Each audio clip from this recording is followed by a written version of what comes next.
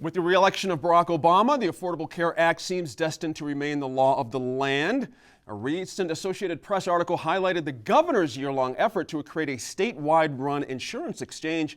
Now, that's a requirement of the law known colloquially as Obamacare, which says states can either create their own exchanges or have the federal government administer one for them. Now, we chose to do it here, but her choice did not sit well with the group Americans for Prosperity, which was founded by one of the Koch brothers. Jamie, let me ask you this. Is the governor right to stick to her guns here, looking long here? Let's use an end date of 2020, when this first phase of this act runs out. The money runs out at that point, so to speak. Exactly. We have 250,000 people here without insurance. Yeah. If you look at it, this president, this socialist president, just delivered to the insurance business a 250,000 member customer base. And that we're going to use this thing with the federal government to administer all of this. Is this the best thing for New Mexico? Let's just start right there with 250,000 people without insurance here. Well, as a conservative, I'd argue that no, okay. It isn't, because let's just talk about what exchanges do. The exchanges are limiting essentially what consumers can buy. They're saying government is outlining, this is your benefit pack. This is what insurance companies can offer New Mexicans. And it has to have all these requirements. And so there's not a lot of flexibility in terms of what kind of insurance package you can buy because it's a government approved product. And I think that's part of the problem, because it's basically saying, well, you know what, we as a government are preventing consumers from making stupid decisions. And that's what these exchanges. Is it one of those stupid decisions to go without health insurance? It might well be. A lot of young people do that. That's unfortunate. But here's the thing. That the way that Obamacare, I think, is being implemented, it's basically saying, okay, the majority of the uninsured in this country are under the age of 35. So they're young, relatively healthy, and whatnot. But they're being mandated, it has an insurance package, it has to have all this stuff, versus just perhaps catastrophic coverage, which is what young people might really need in order to the most affordable. Coverage, right? Sure. And then of course, as you move up, in age and you have more risk, then you might want to adjust your policy, just kind of like you would as a driver of an automobile. That same concept. And I think that's what's missing out of the whole thing and what it will ultimately mean down the road is the fact that healthcare costs do not drop.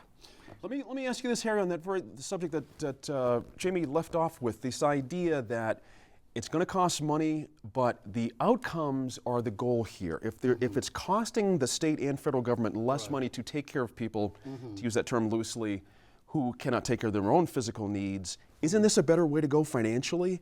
Don't you pay more on the front end, but you save more on the back end?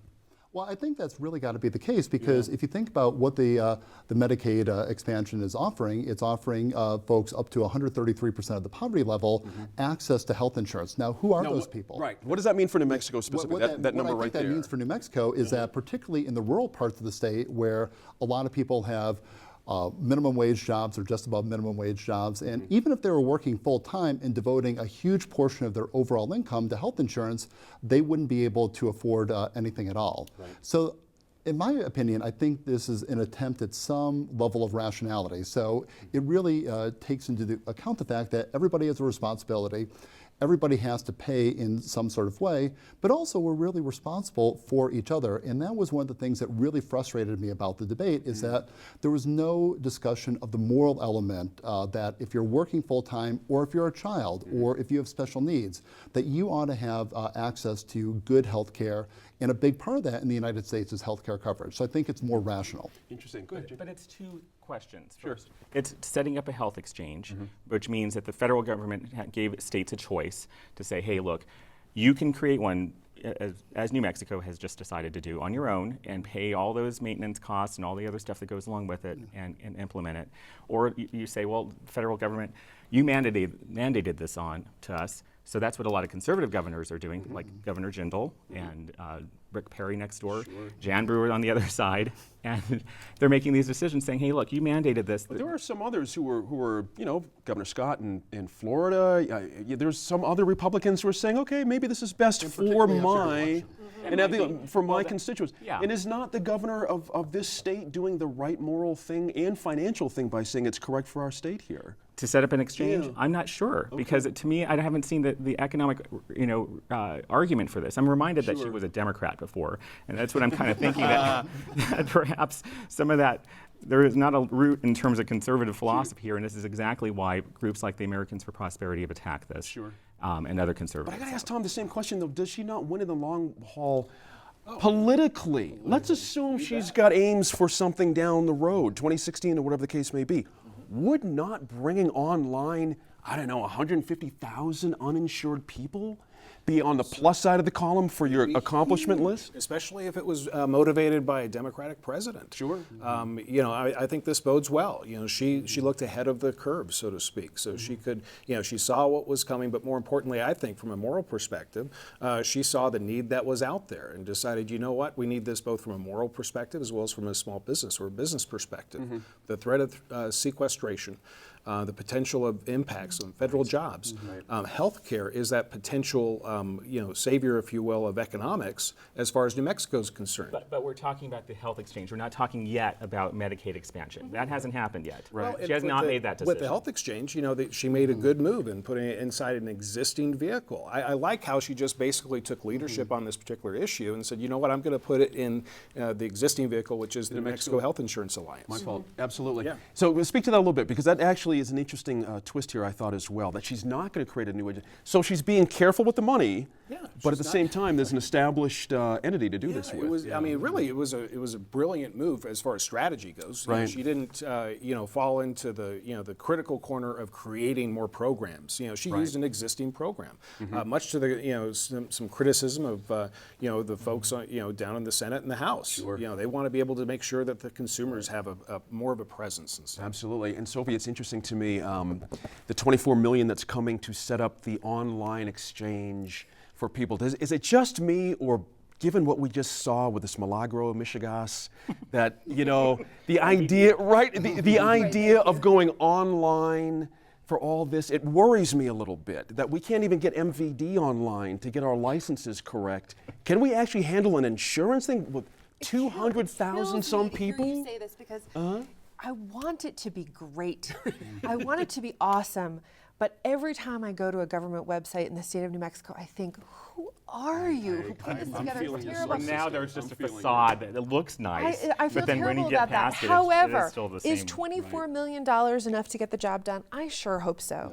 I think Tom has made a really interesting point, and one I want to extend a little bit further about the existing structure that we have in New Mexico. To a certain extent, the exchange idea and the how this would all work in the states was based on New Mexico. And so I think it's very natural for our governor to say, we're going to stick with this thing that was actually a model for the rest of the country when they were putting this law together. I mean, I don't know that I can't say that I'm quoting her there, but I think that makes some sense. I do share the concern about the consumer voice on that panel. I think that's important. I want to stay with you. Hold on, Jamie, quick sec. Harry brought up earlier the idea of Medicaid expansion. Do we have any clues here about this governor, about what she might be willing to do on that with this idea of the exchanges? She seems to be managing that correctly. That's a whole nother decision that's going to take another. I think it's another step down the road. I would not be surprised if she didn't sort of try to take the pulse of the state on that issue. Take a look at the opinions around the state. I think that there have been times where she's been too tied to polls, in my perception, around certain issues. But I think this is an appropriate moment to look out and see what people in the state are saying. Sure. Jamie, I got a thought for you on the Health Alliance, going back to that for a quick second. Sophie mentioned an interesting point there. These folks are picked by the governor. She serves on this board as well. But the citizen representation has some heartburn with some folks out there. Is that a good fix? Do we need those folks sooner than later? Or does that really mean anything at the end of the day to figure this out? I'm not really sure. I mean, on the surface, it looks like an efficient mechanism to implement this exchange and not have to create another entity. And maybe there's something they can tweak a little bit just to mollify the concerns of the legislature. But I want to get back to the Medicaid thing a little bit. I do think that perhaps the governor is probably inclined to expend Medicaid in our state only because of the large number. And then there's been all these economic studies that have shown that that there would be an infusion of money, at least for the short term. And frankly, you know, with the loss of all this federal money, and there's no strategy coming from the Economic Development Department, frankly, in terms, or any other department, in order to create jobs. Well, what other choice does she have? She might have, in order to show some results in actually growing New Mexico's economy, might as well take the money from the feds. And, Is that and do the that. minute we have left here? I mean, we've got one of the Koch brothers out saying we need less reliance on federal government. This is the wrong way to go. Same question I had over here a second ago to Tom, but inverse. Does this hurt her in 2016 with rank and file How do you get folks? look at the trouble that Mitt Romney had to get through into a presidential nomination? I mean, we're presuming she's going to run for president, which I can't imagine that actually really happening. But the reality is that, you know, it's not easy for somebody that wants to move up, especially in the way that the Republican nominating process currently works. Even in a state level, or Heather Wilson had to navigate this on the Senate side here in New Mexico. So she has aspirations to be moving into a Senate position or something like that. Just as an example, it isn't easy. Interesting. This is going to be problematic. We're going to wait and see on that one. That's interesting. But this health exchange thing, we're going to give her credit. Tom mentioned it really. This could have been handled in a much different way, just a little more loose and sloppy, but they've been after this for about a year, so we have to give some folks credit for not sitting on their hands to see if Mr. Romney was going to pull it out and then start from zero, so good for these guys. In a moment, we check in with the think tank that helped author the constitutional amendments that will change the face and faces of the PRC.